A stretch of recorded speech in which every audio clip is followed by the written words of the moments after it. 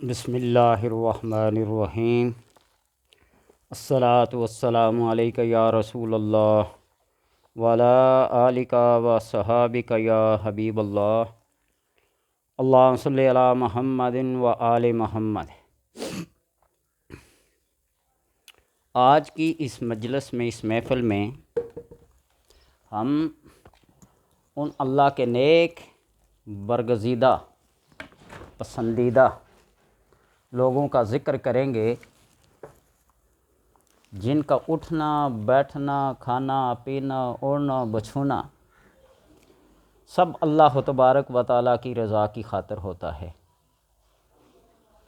اور یہ تمام معمولات وہ صرف رب کی رضا کی خاطر بجا لاتے ہیں۔ وہ اللہ کے نیک بندے، وہ اللہ کے اولیاء، وہ اللہ کے مخلص، عبادت گزار، ان کی علامات کیا ہیں؟ حضرت ذوالنون مصری رضی اللہ تعالی عنہ فرماتے ہیں کہ میں نے شام کے کسی علاقے میں کسی ساحل پہ ایک خاتون کو دیکھا۔ خاتون، میں نے اس خاتون سے پوچھا آپ کہاں سے تشریف لائی ہیں؟ تو وہ خاتون کہنے لگی، اس نے جواب یہ دیا کہ میں ان لوگوں کے پاس سے آئی ہوں جن کے بارے میں اللہ کا ارشاد ہے، تتجافی جنوبہم عن المضاجع۔ کیا مطلب تتجافی جنوبہم عن المضاجع؟ اپنے پہلوؤں کو، اپنے جسم کو، اپنی پیٹھ کو بستروں سے دور رکھتے ہیں، زمین کے اوپر نہیں رکھتے۔ پہلو یعنی وہ لیٹتے نہیں ہیں، وہ ہمہ وقت اللہ تبارک و تعالیٰ کی عبادت میں، اس کے ذکر میں، اس کے فکر میں مشغول رہتے ہیں۔ میں ان لوگوں سے آئی ہوں جن کے پہلو کبھی زمین پر نہیں لگتے، ہمیشہ وہ جدا رکھتے ہیں۔ پھر میں نے پوچھا آپ کہاں جا رہی ہیں؟ تو اس نے جواب دیا میں ان لوگوں کے پاس جا رہی ہوں جن کے بارے میں اللہ کا ارشاد ہے، لا تلہیہم تجارۃ ولا بیع عن ذکر اللہ۔ میں ان لوگوں کے پاس جا رہی ہیں جن کو نہ خرید و فروخت، نہ تجارت، نہ دنیا کا کوئی کام اللہ کے ذکر سے غافل کر سکتی ہے۔ ان کے دنیاوی مشاغل ان کو اللہ کے ذکر سے غافل نہیں کر سکتے۔ وہ تجارت کر رہے ہوں، وہ نوکری پیشہ ہوں، وہ خطباء ہوں، علماء ہوں، مشائخ ہوں، تاجر ہوں، وہ اللہ کے ذکر سے غافل نہیں ہوتے۔ تو ان لوگوں کی کچھ صفات بیان کرو۔ ذوالنون مصری کہنے لگے، میں نے اسے کہا کہ ان لوگوں کی صفات بیان کرو، تو اس خاتون نے کچھ اشعار پڑھے جن کا مفہوم وہ یوں بیان کرتے ہیں کہ وہ ایسے لوگ ہیں جو اپنے رب سے وابستہ ہیں، اس کے علاوہ ان کا کسی سے کوئی تعلق نہیں۔ جو رب کا ہو جاتا ہے رب اس کا ہو جاتا ہے، اور جس کا رب ہو جاتا ہے وہ رب کے ہو جاتے ہیں۔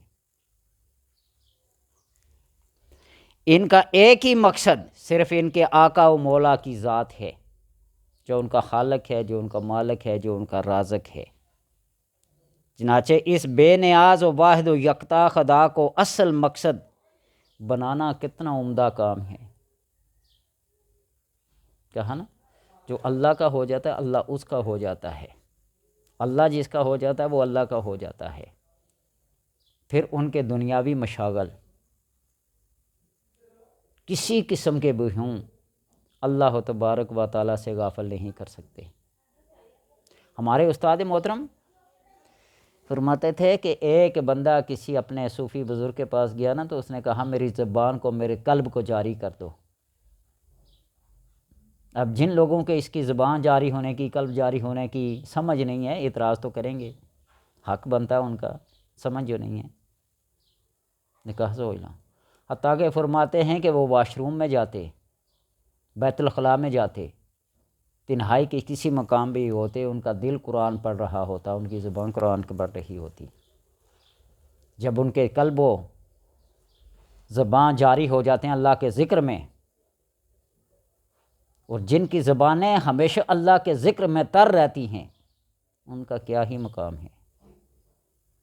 کسی صاحب نظر کی نظر چاہیے تو پھر سب بیڑا پار ہو جاتا ہے۔ انہیں دنیا کے جھگڑوں، اس کی عزت، اولاد، کھانے پینے اور دوسری لذتوں سے کوئی مطلب، کوئی سروکار نہیں ہوتا۔ وہ ایک واقعہ میں نے پڑھا تھا نا، ایک صحابی رضی اللہ تعالیٰ عنہ کا وقت آخر تھا، انہوں نے اپنا سارا مال اللہ کی راہ میں خرچ کر دیا۔ دوست احباب ان کی خدمت میں حاضر تھے، عرض کرنے لگے کہ اپنی اولاد کے لیے کچھ چھوڑ جاتے۔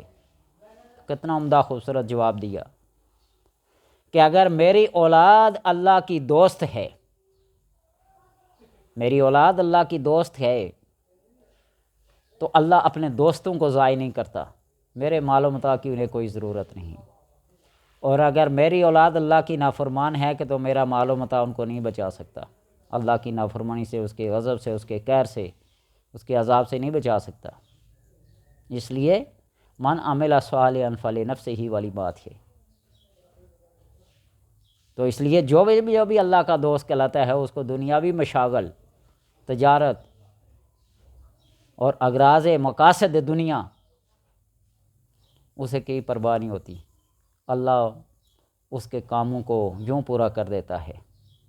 اور اسی طرح چاشت کی نماز کے بارے میں، اشراق کی نماز کے بارے میں، جس نے 2 رکعت خالصتاً اللہ کی رضا کی پڑھ لی نا، تو اس دن کی ساری ذمہ داریاں اس انسان کی اللہ خود اپنے ذمہ لے لیتا ہے۔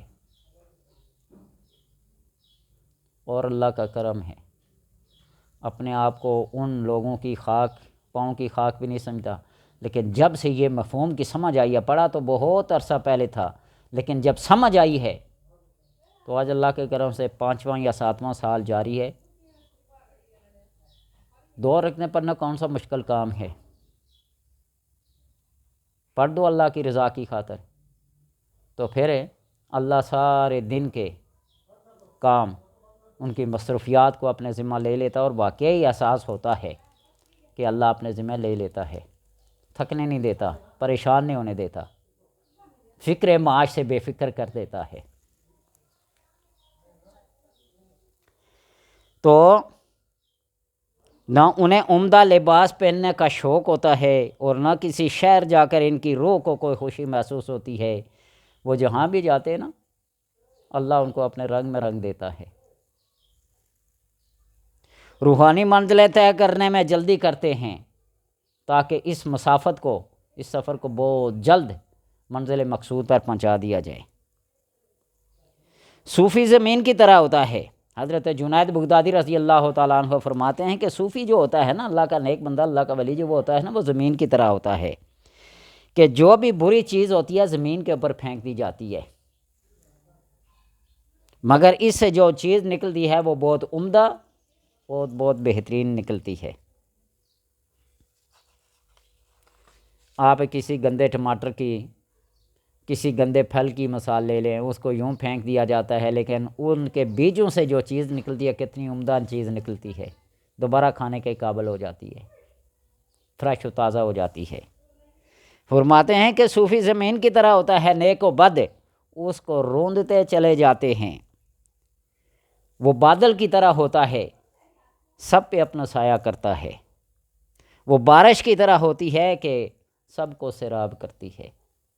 تو اس لیے اللہ کے وہ نیک بندے بن جاؤ، وہ صفات عالیہ اختیار کرو جن سے نیک و بد اپنے پر آئے، جن و بشر مخلوق فائدہ اٹھائے۔ اللہ تبارک و تعالیٰ سے دعا ہے کہ اللہ ان نیک لوگوں کی صفات کو اپنانے کی توفیق عطا فرمائے، اور اللہ اپنے نیک اور مقرب بندوں کی فہرست میں، لسٹ میں شامل کر دے۔